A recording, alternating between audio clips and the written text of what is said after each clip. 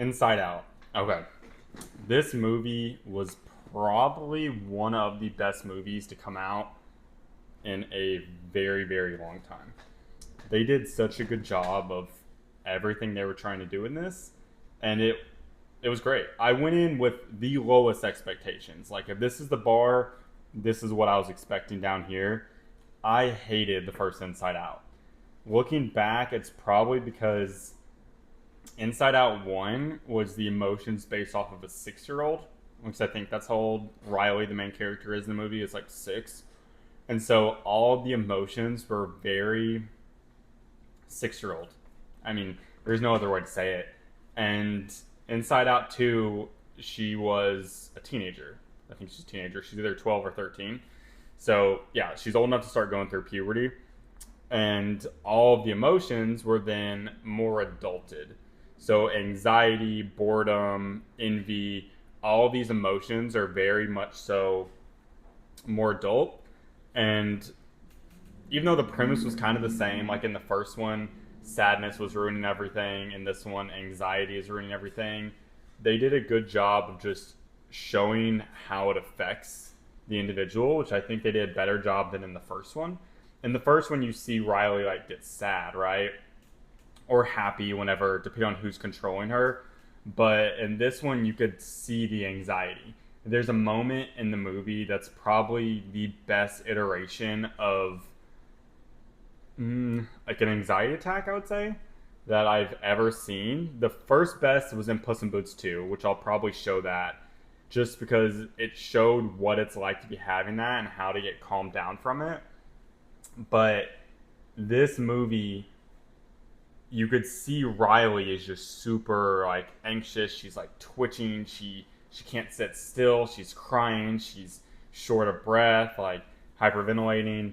And I've had like one or two anxiety attacks in my life, and that is exactly how it is. You could tell they really did their research, and then on the flip side, in her brain, all the emotions, the anxiety attack, it's just anxiety's orange in the movie, and she's just a swirling cloud around the control panel, and no one could break through. Like joy can't break through, sadness, no one can get through this anxiety attack that's just circling it. And I just think it was so beautifully done. It was great. And I think it's needed because kids these days don't really see that. We're getting a lot of trolls type of movies where they're just spamming you with color and all this bullshit, right? That's all you get in kids movies. You don't get anything of depth where the kids can see, okay, it's okay to be anxious or sad or angry, You get all of that, and I think they just did a great job. The whole premise wasn't just anxiety taking over, it was kind of that your sense of self. That's how they started out, is Riley has a sense of self from all of her memories, and that sense of self said, I am a good person. And that was it. She had one solid sense of self that was, I am a good person. And joy, the main emotion that controls her, would just launch all the memories she didn't want Riley to have, like if Riley failed a test or something like that. She would launch them far out in the mind so they couldn't get and become a part of Riley's sense of self. So it was just that one stagnant, I am a good person.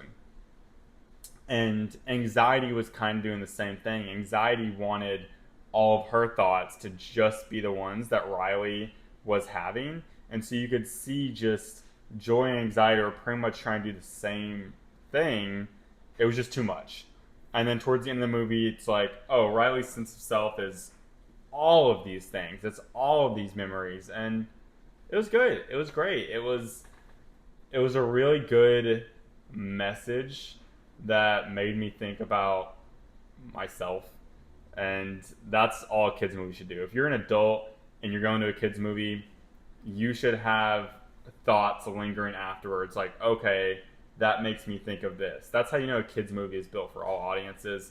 I think it's good. My only hope is that they leave it here. We don't need Riley as an adult. We don't need any of that. This should be the last installment to this series. But I would highly, highly, highly recommend this movie. If you like these type of movies, or you just want to see something that's not so serious for once, please go see Inside Out 2 and let me know what you think. Thanks. Bye.